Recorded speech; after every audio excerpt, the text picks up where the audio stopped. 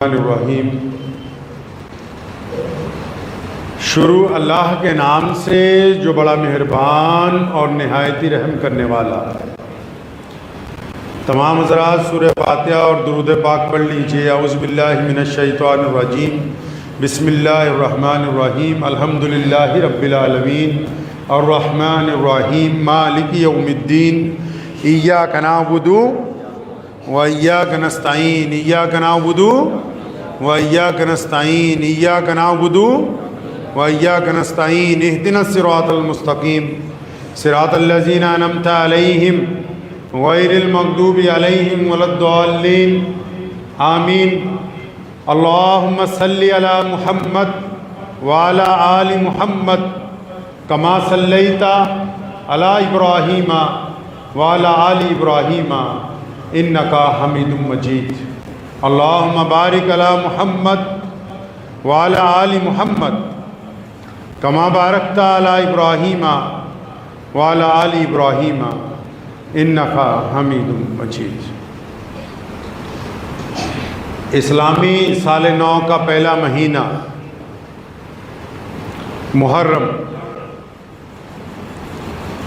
لازوال قربانیوں کی داستان، اسلامی سال کا آخری مہینہ ذی الحجہ، لازوال قربانی کی داستان، یعنی سال کا پہلا مہینہ بھی قربانی سے شروع اور سال کا آخری مہینہ بھی قربانی پر ختم۔ اللہ کے پیارے نبی حضرت محمد رسول اللہ صلی اللہ تعالیٰ علیہ وسلم کی ذات گرامی نے محرم کے یوم عاشوراء کی بڑی فضیلتیں بیان کی،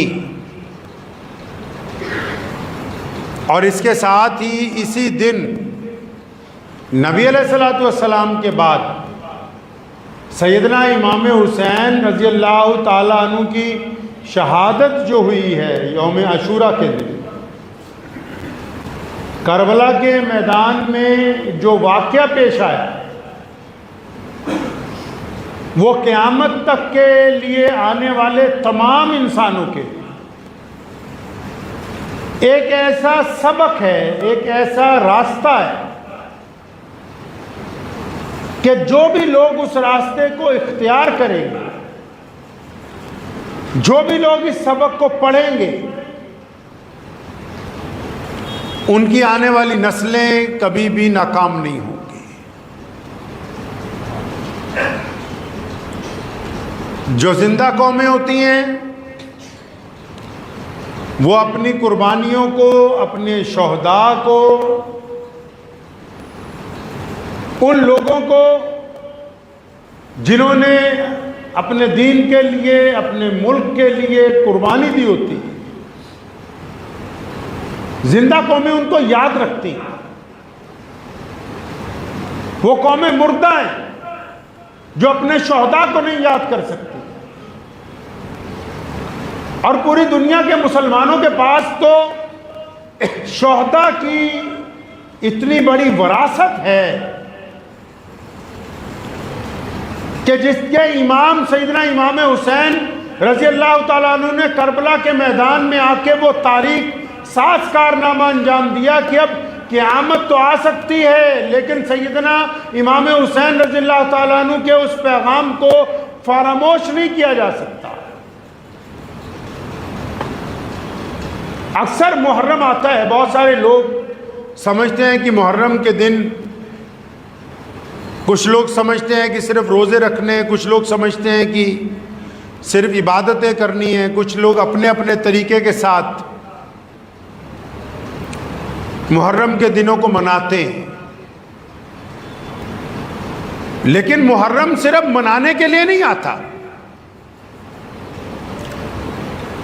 محرم صرف اس لیے نہیں آتا کہ ان دنوں میں ہم صرف ایک رسم ادا کریں، بلکہ محرم ایک بھولا ہوا سبق یاد کروانے کے لیے آتا ہے۔ سیدنا مولا علی کرم اللہ وجہہ کی لخت جگر نے جو پیغام کربلا کے میدان سے دیا آپ کو شاید پتہ نہیں ہوگا کہ کربلا میں ہوا کیا، ہوا کیوں، وجہ کیا ہے۔ دنیا آج بھی ویسی ہے جیسی پہلے تھی، لیکن آج پیغام حسین رضی اللہ تعالیٰ عنہ پر عمل درآمد کرنے والے لوگ چنندہ ہیں۔ آپ کو پتہ ہے کہ کیا بات تھی؟ بہت سارے لوگ ان دنوں میں یزید کو نعوذ باللہ درست ثابت کرنے کی کوشش بھی کرتے ہیں، تو میں ان تمام لوگوں کو محرم الحرام کے اس مقدس مہینے میں اگر وہ یہ کہتے ہیں کہ حق اور انصاف کا فیصلہ اللہ کرنے والے ہیں، تو یہ ضرور ہم کہنا چاہیں گے کہ آپ اتنا فیصلہ تو کر سکتے ہیں نا کہ آپ نے قیامت کے دن کس صف میں کھڑے ہونا ہے۔ اگر آپ کو یزید کی صف میں کھڑے ہونا ہے تو ابھی علیحدہ ہو جاؤ، اور جن لوگوں کو مولا علی اور سیدنا امام حسین اور ان کے نانا امام الانبیاء خاتم النبیین محمد الرسول اللہ کی صف میں کھڑے ہونا ہے، وہ آج زندہ رہتے ہوئے اس بات کا فیصلہ کر لیں کہ وہ یزید کے دشمن جیسے بدترین یزید کے ساتھ ہیں یا پھر وہ مولا حسین رضی اللہ تعالیٰ عنہ کے ساتھ ہے۔ وہ آج اپنا فیصلہ خود کر لیں، کیونکہ تاریخ دشمن کو یاد رکھتی ہے۔ تاریخ کی ایک عادت ہے، اتہاس کی ایک عادت ہے، اتہاس دشمن کو یاد رکھتا ہے، اتہاس دشمن سے کی ہوئی باتوں کو یاد رکھتا ہے، اتہاس دشمنوں سے کی ہوئی جنگوں کو یاد رکھتا ہے، اتہاس دشمنوں سے کیے ہوئے فیصلوں کو یاد رکھتا ہے۔ لیکن دنیا کے کسی دیش کا اتہاس اور دنیا کی کسی قوم کا اتہاس غداروں کو یاد نہیں کرتا، منافقوں کو یاد نہیں کرتا، بے ایمانوں کو یاد نہیں کرتا، دوگلے لوگوں کو یاد نہیں کرتا۔ اس لیے جن لوگوں کے دماغ میں اہل بیت کے لیے نعوذ باللہ ذرہ برابر بھی احترام کی کمی ہے، تو وہ دل سے بھی منافق ہیں، کردار سے بھی منافق ہیں۔ ان کو جیتے جی یہ فیصلہ کرنا ہوگا کہ وہ یزید جیسے بدترین انسان کے ساتھ ہیں یا پھر وہ مولا علی کرم اللہ وجہہ کی اولاد کے ساتھ ہیں۔ یہ فیصلہ ان کو اپنی ذات کا خود کرنا ہوگا، کیونکہ اللہ تبارک و تعالیٰ کو بڑا پیار ہے اپنے نبی سے، اور نبی کو بڑا پیار ہے اپنی اولاد سے۔ نبی علیہ السلام نے ایک مرتبہ فرمایا کہ میں تم لوگوں کے لیے قرآن چھوڑ کے جا رہا ہوں، اور ساتھ میں فرمایا پھر اہل بیت کو بھی چھوڑ کے جا رہا ہوں، پھر فرمایا اہل بیت کو چھوڑ کے جا رہا ہوں، تیسری مرتبہ بھی فرمایا اہل بیت کو چھوڑ کے جا رہا ہوں۔ یعنی تم قرآن کی تعلیمات پر عمل کرتے رہنا، اور اہل بیت اگر تمہارے درمیان کہیں پر موجود ہو تو ان کی عزت کرنا، اکرام کرنا، ان کی پیروی کو اختیار کرنا، کیونکہ ان کی رگوں میں محمد الرسول اللہ صلی اللہ علیہ وسلم کا۔ آپ کو پتہ ہے سیدنا امام حسین رضی اللہ تعالیٰ عنہ کربلا کے میدان میں کیوں گئے؟ بہت سارے لوگ اس واقعے کو بیان کرتے ہیں، بہت سارے لوگ اشکبار ہو جاتے ہیں، لیکن میں آپ کو یہ بتانا چاہتا ہوں کربلا کا میدان ہماری قتل گاہ نہیں ہے۔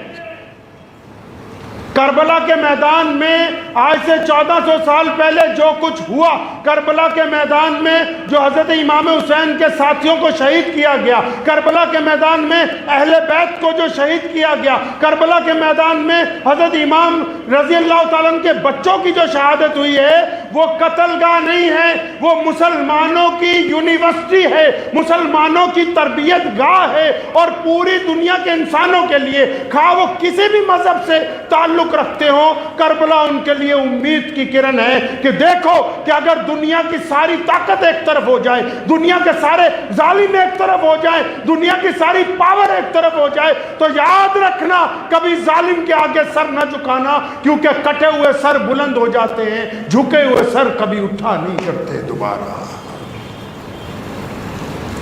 کربلا کا میدان یونیورسٹی ہے دنیا کے انسانوں کے لیے۔ بھارت کی جنگ آزادی میں باپو گاندھی نے کہا تھا ایک مرتبہ، اور لکھا بھی، انہوں نے کہا کہ جب میں انگریز کے خلاف لڑ رہا تھا تو پتہ لگا اتنی طاقتور حکومت ہے جس نے پورے دیش میں پنجے زمین تک گاڑ دیے ہیں، جس نے ہر ایک علاقے میں اپنے افسر لگا دیے، چھاؤنیاں بنا دی، ریلوے قائم کر دیا، ڈپٹی کمشنر انگریز نے ہر جگہ لگا دیے، جگہ جگہ تھانے قائم کر دیے۔ انہوں نے کہا ہم سوچتے تھے یہ کیسے اس کا مقابلہ کریں گے، لیکن جب میدان کربلا کے واقعات پڑھے، جب یہ پڑھا کہ ایک طرف یزید ہے، جب یہ پڑھا کہ ایک طرف بڑی حکومت ہے، جب یہ پڑھا کہ ایک طرف لاکھوں فوجیں کھڑی ہیں، جب یہ پڑھا کہ ایک طرف لوگ بک گئے ہیں، جب یہ پڑھا کہ دوسری طرف بے شمار تلواریں ہیں، اور یہ دیکھا کہ صرف 72 جانثاروں کے ساتھ، صرف 72 لوگوں کے ساتھ امام حسین ان کے آگے ڈٹ گئے، تو پھر اس ملک کے سوتنترتا سینانیوں کو یہ سبق ملا تھا کہ دیکھو حسین 72 کو لے کر لاکھوں کے آگے ٹک گئے تھے، ہم بھی اس ملک سے انگریز کو جڑوں سے اکھاڑ کے پھینک سکتے ہیں۔ گئے کیوں تھے امام حسین؟ امام حسین رضی اللہ تعالیٰ عنہ میدان کربلا میں گئے کیوں تھے؟ آج کل بہت سارے لوگ آپ محرم مناتے ہیں، اچھا محرم آپ مناتے ہیں، بتاؤ کیا آپ نے محرم میں کسی غریب کا ساتھ دیا؟ کیا محرم میں کسی ظالم کے پنجے میں پنجہ پھنسایا؟ کیا محرم میں آپ نے کسی ایسے مظلوم کی مدد کے اوپر اپنے آپ کو کمر بستہ کیا کہ جس کے اوپر محلے کا کوئی آدمی، شہر کا کوئی آدمی لگاتار ظلم کرتا ہے، جس کی جائیداد پر کسی نے ناجائز قبضہ کر لیا اور آپ جا کے آگے بڑھے ہوں کہ میں تمہارے ساتھ ہوں، کہ آپ نے کچھ ایسا کیا؟ پیغام محرم یہ نہیں ہے کہ صرف عبادتیں کی جائیں، پیغام محرم یوم عاشورہ صرف یہی نہیں ہے کہ ہم چند رسم و رواج کو کریں اور چند نعرے بلند کر کے بیٹھ جائیں، نہیں، ہماری غیرت زندہ رہے۔ اگر غیرت مر گئی تو پھر محرم نہیں، حرام کھانے لگتے ہیں، غیرت جواب نہیں دیتی اندر سے۔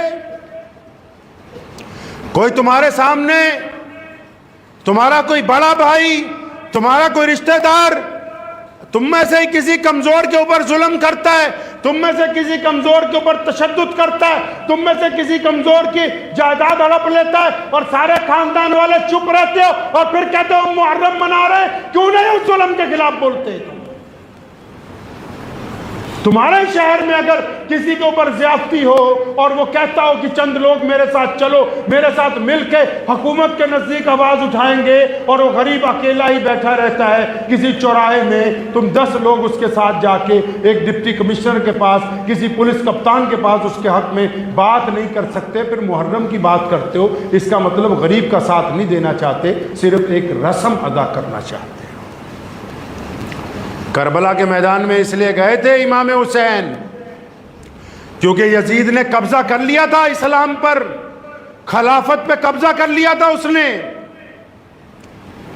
اور محمد رسول اللہ کی شریعت میں ہے کہ کوئی فاسق اور کوئی فاجر، کوئی منافق مسند امامت تک نہیں پہنچ سکتا، مسند خلافت تک نہیں پہنچ سکتا۔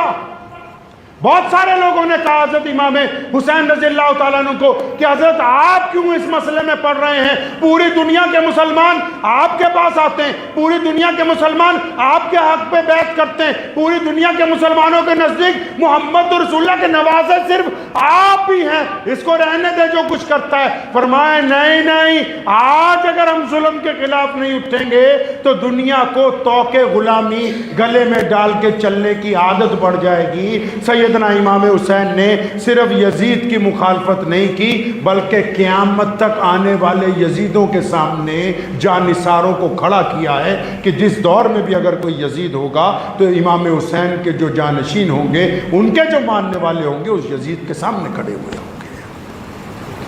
انہوں نے یہ روایت قائم کی ہے کہ طاقت کا مطلب یہ نہیں ہے کہ آپ حق پر ہیں۔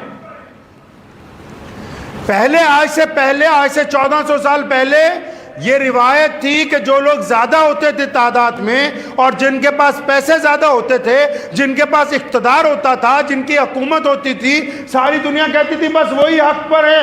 سیدنا امام حسین رضی اللہ تعالیٰ عنہ نے محمد رسول اللہ کے کردار کے مطابق فیصلہ کیا۔ وہ بندہ حق پر نہیں ہے کہ جو طاقت میں ہے، حق پر وہ ہے جو رب اور رسول کی اطاعت کرتا ہے، حق پر وہ ہے جو مظلوم کی مدد کرتا ہے، حق پر وہ ہے جو حرام رزق سے انکار کرتا ہے، حق پر وہ ہے جو ناجائز اقتدار پر قبضہ نہیں کرنا چاہتا، جو زور زبردستیاں غریبوں کے ساتھ کرتا ہو وہ حق پر نہیں ہو سکتا، اور جو ناحق پر رہنے والے بادشاہ کی پیروی کرتے ہیں۔ امام حسین نے ان کو سمجھایا کہ دیکھو ایسی کام نہ کرنا کہ قیامت میں لوگ تمہیں منافق کہیں، گرچہ میدان کربلا میں تمہاری گردن اتر جائے لیکن تم سیدھے راستے کے اوپر چلتے گئے۔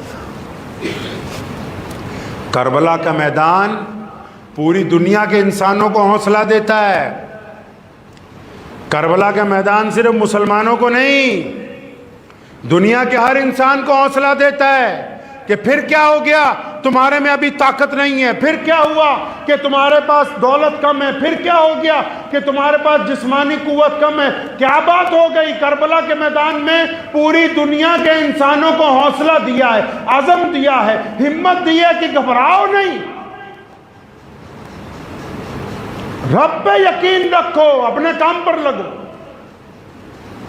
محرم کا مہینہ تو اس بات کا عزم دہراتا ہے کہ ہم غریب کا ساتھ دیں گے، ہم مظلوم کا ساتھ دیں گے، ہم معاشرے کے گرے ہوئے طبقوں کو اٹھائیں گے، ہم حق اور انصاف کی زبان میں گفتگو کریں گے، ہم ظالم کی بات، ظالم کی طاقت کو دیکھ کے اپنے لوے لہجے کو تبدیل نہیں کریں گے۔ محرم تو ہمیں یہ سبق دیتا ہے کہ ہم چاہے تعداد میں اگر کم بھی ہوں تو کندھے سے کندھا ملا کے کھڑے ہوئے ہوں گے۔ محرم کا دن، محرم یوم عاشوراء کا دن جو کربلا کی شہادت کا دن ہے، لوگ کہتے ہیں سیدنا امام حسین رضی اللہ تعالیٰ عنہ اور ان کے بچوں کو پانی نہیں ملا۔ پانی مل جانا کوئی بڑی بات نہیں تھی۔ سیدنا امام حسین نے پانی کے چند قطروں کی خاطر اپنی غیرت کا سودا نہیں کیا۔ بڑی بات یہ ہے کہ انہوں نے پانی کے چند قطروں کی وجہ سے اپنی غیرت کا سودا نہیں کیا، بچوں کی شہادت کو قبول کیا ہے، دشمن کی ناجائز بات کو نہیں مانا۔ دشمن نے کہا بارہا کہ آپ نعوذ باللہ بیعت کر لیجئے اس ظالم کی، انہوں نے انکار کیا۔ مکے کے گورنر نے بھی یہی کہا کہ آپ بیعت کر لیجئے ظالم کی، انکار کیا۔ لوگوں نے بھی بہت سمجھایا، لیکن سیدنا امام حسین رضی اللہ تعالیٰ عنہ پر ہمارے ماں باپ قربان ہو جائیں، کتنی باعظمت ماں کا بیٹا ہے اور کتنے بڑے عظمت والے باپ کا بیٹا ہے کہ سبحان اللہ کی قیامت تک کے لیے مسلمانوں کو سبق سکھا کے گئے۔ ورنہ تو اس دین میں اگر سیدنا امام حسین رضی اللہ تعالیٰ عنہ میدان کربلا میں نہ جاتے تو یقین مانے آج ہمارے پاس اسلام اس شکل میں باقی نہیں ہوتا جو اب موجود ہے۔ آپ کیا سمجھتے ہیں کہ کربلا کوئی چھوٹا واقعہ ہے؟ اہل بیت اگر وہ قربانی نہ دیتے آج آپ کے پاس دین اس شکل میں موجود نہ ہوتا جس شکل کے اندر موجود ہے اب آپ کے پاس دین، کیونکہ دین کو تو بدلنے کی سازش تیار ہو گئی تھی۔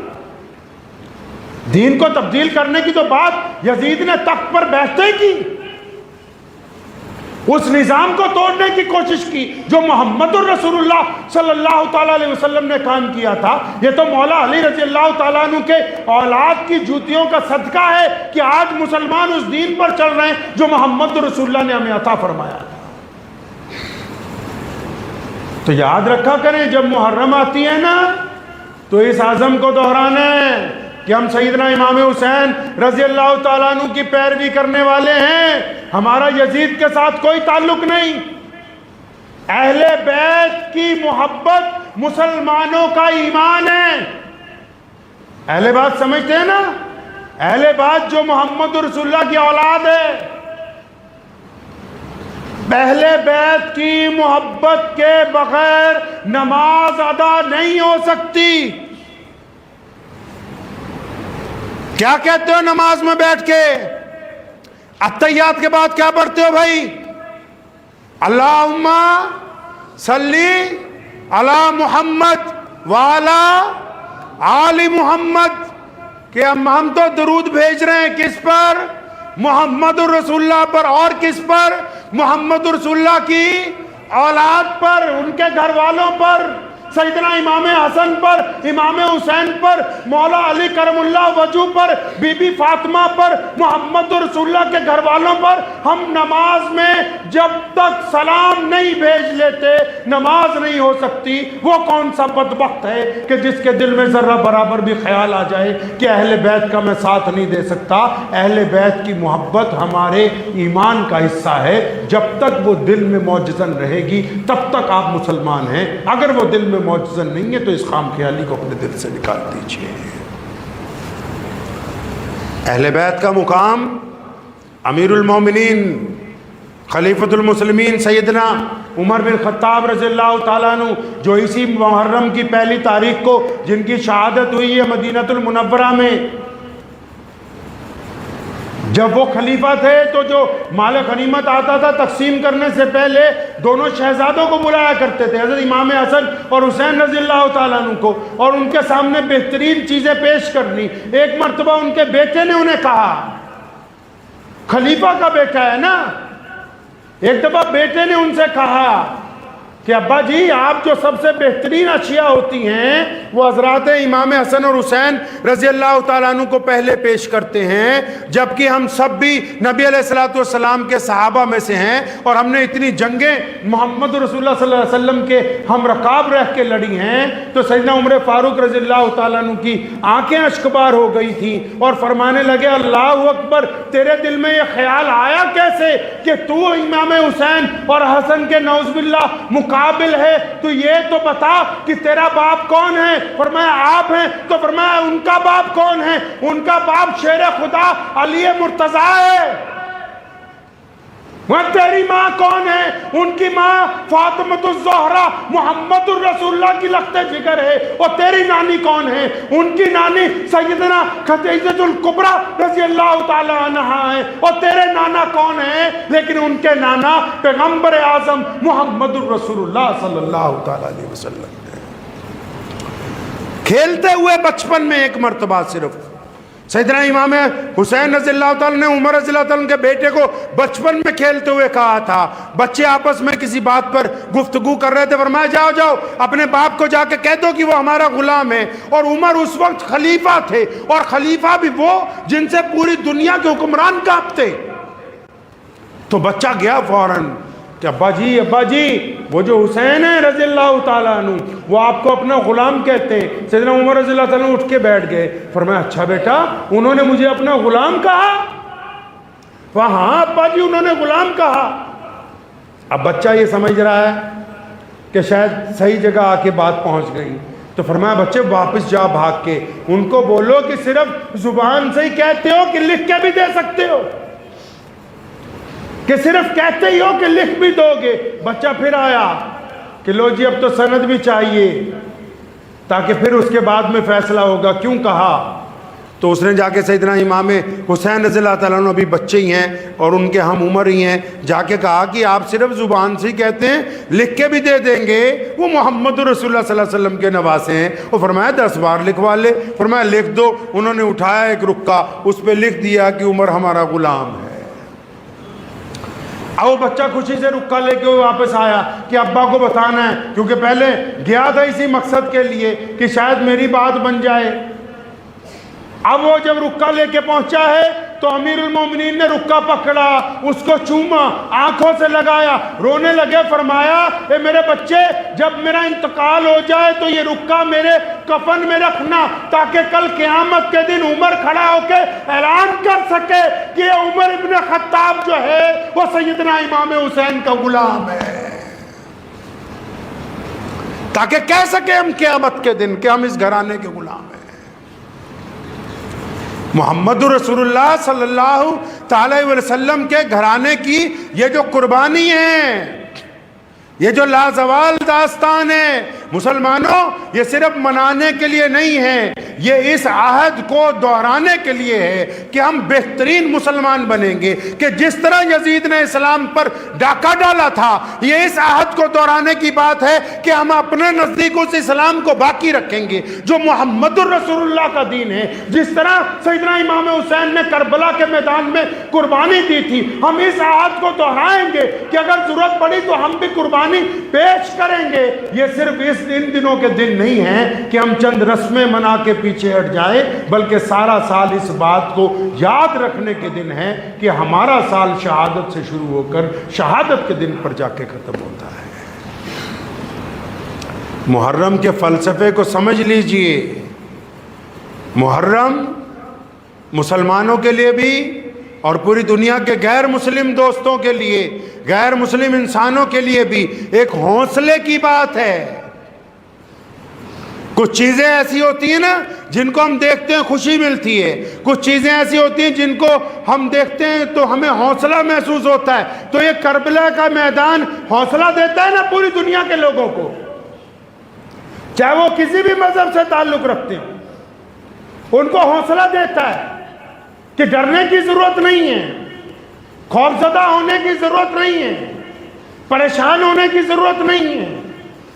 کربلا کا میدان یہ بات سمجھاتا ہے، آپ کو یہ بات یاد دلاتا ہے کہ آپ کربلا کے میدان کے واقعات کو یہ سمجھ کے سنیں کہ سیدنا امام حسین رضی اللہ تعالیٰ عنہ کا فلسفہ کیا ہے، وہ چاہتے کیا ہیں لوگوں سے، ان کی منشا کیا ہے۔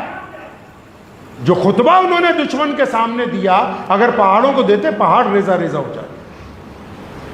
جو خطبہ امام حسین رضی اللہ تعالیٰ عنہ نے کربلا کے میدان میں دیا ہے، اس بات کو یاد رکھا کریں۔ ایک بات میں محسوس کرتا ہوں، سنی مسلمانوں کو کہنا چاہتا ہوں، خاص کر کے سارے ہی، چاہے وہ دیوبندی ہیں، چاہے وہ بریلوی ہیں، چاہے اور کسی طبقے کے ساتھ رکھتے ہیں، ٹھیک ہے اہل بیت سے آپ لوگ بھی بڑی محبت کرتے ہیں، لیکن محرم کے دنوں میں وہ احترام باقی نہیں ہے کئی لوگوں میں جو ہونا چاہیے، وہ احترام نہیں باقی جو ہونا چاہیے۔ اہل بیت کا احترام ہمارے ایمان کا حصہ ہے۔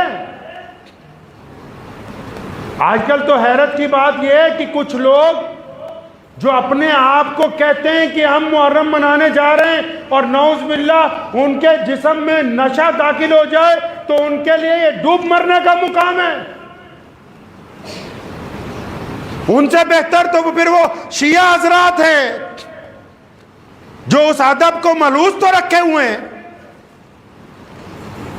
آپ کس انداز کے ساتھ محرم کو سڑکوں کے اوپر اتر رہے ہیں کہ دیکھنے والوں کو یہ محسوس ہو رہا ہے کہ دیکھو یہ کسی ادب کے دائرے میں نہیں ہے۔ اہل بیت کا ادب جو ہے وہ نہایت ضروری ہے۔ اہل بیت کے ادب کے لیے ضروری ہے کہ آپ باوضو ہوں، اہل بیت کے ادب کے لیے ضروری ہے کہ آپ کے زبان پر درود پاک کا ورد ہو، اہل بیت کے اس وقت ادب کے لیے ضروری ہے کہ نماز کو اس کے وقت پر ادا کیا جائے۔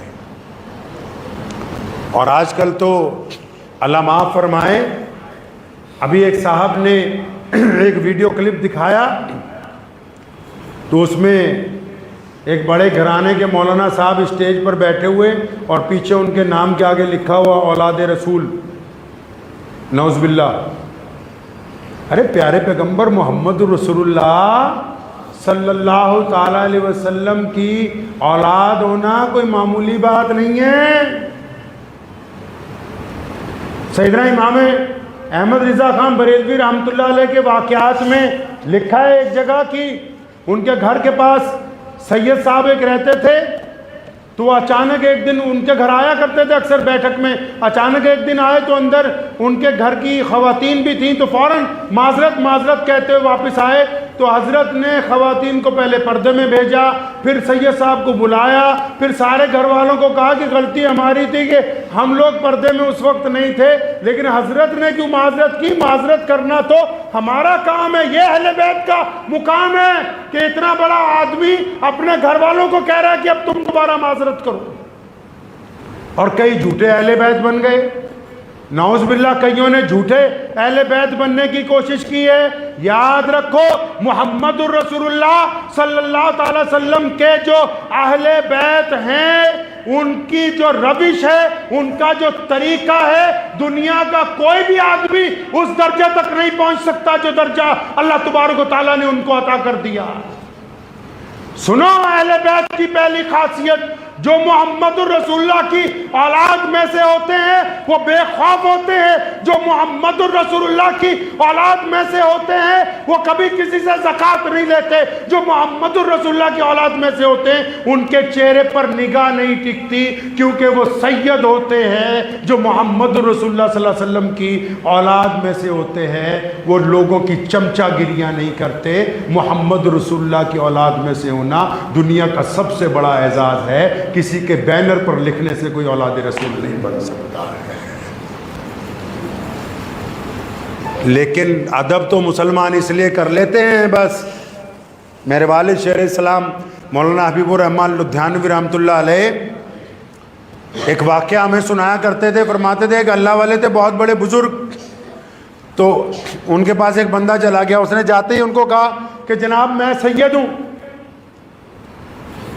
وہ اللہ والے فوراً اپنی جگہ سے اٹھ کے کھڑے ہوئے, اس کا ہاتھ پکڑ کے چوما اور اپنی گدی پہ بٹھایا. اب کیونکہ اللہ کا ولی کامل تھا, وہ 5 منٹ وہ بندہ گدی پہ بیٹھا, اٹھ کے کھڑا ہو گیا. اگر جی حضرت میں نے تو جھوٹ بولا تھا کہ میں سید ہوں, میں نے تو جھوٹ بولا تھا کہ میں سید ہوں. تو اس اللہ والوں نے دوبارہ اس کا ہاتھ پکڑا, پھر چوما. فرمایا پتہ ہمیں بھی تھا کہ تم جھوٹ بول رہے ہو, اور لیکن تم نے نام کس کا لیا یار؟ نام محمد الرسول اللہ کا لیا ہے. اس نام کا ہی اتنا ادب ہے کہ ہم اپنی گدی چھوڑ دیں. اس نام کا ہی اتنا ادب ہے کہ ہم اٹھ کر کھڑے ہو جائیں. اس نام کا ہی اتنا ادب ہے کہ ہم تمہیں کھڑے ہو کر سلام پیش کریں, کیونکہ نام ہی تم نے محمد الرسول اللہ صلی اللہ علیہ وسلم کا. تو مسلمانوں, محرم کے اس مہینے کی جتنی خاصیتیں ہیں, چاہے یوم عاشوراء کی فضیلت ہو, محمد رسول اللہ نے جو حدیث میں بیان کی ہے, اور پھر اہل بیت کی محبت ہو, اور پھر میدان کربلا کا پیغام ہو, اس بات کو ذہن نشین کر لیں کہ اگر ہمارا کردار اگر بولتا ہے تو ہم محرم منا رہے ہیں. اگر ہمارا کردار اندر سے کہہ رہا ہے کہ نہیں تو بے ایمان ہے, تو ٹھگ ہے, تو چور ہے, تو بد کردار ہے, تو شرابی ہے, زناکار ہے, تو پھر آپ محرم نہیں منا رہے ہیں. محرم منانا ہے تو آئیں, پہلے 2 رکعت نماز پڑھ کے اپنے رب کے حضور توبہ کریں کہ یا اللہ تیرے پیارے پیغمبر کے نواسے کی بات دہرانے کے لیے جا رہے ہیں, ان کی بات دہرانے کے لیے جا رہے ہیں جنہوں نے اپنی ساری اولاد قربان کر دی. تو آج سے ہم توبہ کرتے ہیں جھوٹ بولنے سے, آج سے ہم توبہ کرتے ہیں کسی کی بیٹی کی طرف گندی نگاہ ڈالنے سے, آج سے ہم توبہ کرتے ہیں ٹھگی مارنے سے, آج سے ہم توبہ کرتے ہیں شراب پینے سے, آج سے ہم توبہ کرتے ہیں پڑوسیوں کو تنگ کرنے سے, آج سے ہم توبہ کرتے ہیں لوگوں کا دل دکھانے سے. اور اس بات کا عہد کرتے ہیں کہ جو بھی مظلوم ہوگا, چاہے اس کا مذہب کوئی بھی ہو, اگر وہ اپنی مدد کے لیے ہم تک آئے گا تو ہم اس مظلوم کی مدد کرنے کے لیے جائیں گے. تو محرم ہے. اگر ہے یہ ارادہ ہے تو محرم ہے. پھر ہم محرم منا رہے ہیں. اگر دل میں یہ ارادہ ہے تو آپ محرم منا رہے ہیں, اور اگر دل میں صرف یہی ارادہ ہے کہ چند پیسے خرچ کر دینے, تھوڑا سا وقت لگا دینا ہے, تو آپ محرم نہیں منا رہے, آپ اپنے آپ کو دھوکہ دے رہے ہیں. کیونکہ امام حسین رضی اللہ تعالیٰ عنہ سے جن لوگوں کو محبت ہے, جو ان کے جانشین ہیں, وہ کل بھی سر بلند تھے, آج بھی سر بلند ہیں. حسینی کبھی شکست نہیں کھا سکتے. وہ کل بھی عظمت والے تھے, قیامت تک عظمت والے رہیں گے, کیونکہ یہ امام حسین رضی اللہ تعالیٰ عنہ نے انہیں سکھا دیا کہ قیامت تک اس دین کو کیسے قائم رکھنا ہے, کہ دین میں عزاداری نہیں چلے گی کسی کی, کوئی اس میں چودھری نہیں بن سکتا. یہ جو دین کی حفاظت کی جنگ سیدنا امام حسین رضی اللہ تعالیٰ عنہ نے لڑی ہے نا, ہم نے تو دین نعوذ باللہ چند گنتی کے لوگوں کے پاس گروی رکھ دیا ہے نا. ہم نے دین اپنے ہی چند سرمایہ داروں کے پاس نعوذ باللہ گروی رکھ دیا. یزید بھی انہی میں سے تھا جو سمجھ رہا تھا کہ دین کو میں نے اپنے اندر لے لیا اور یہ اب دین میرے پاس گروی رکھا گیا ہے. لیکن قربان جاؤں امام حسین رضی اللہ تعالیٰ عنہ پہ کہ جنہوں نے یہ رسم قائم کر دی کہ کوئی بھی بندہ دین کے اوپر قابض نہیں ہو سکتا. کوئی بھی بندہ دین پر قابض نہیں ہو سکتا، چاہے وہ بڑے سے بڑا خلیفہ ہو، چاہے وہ بڑے سے بڑا مولا.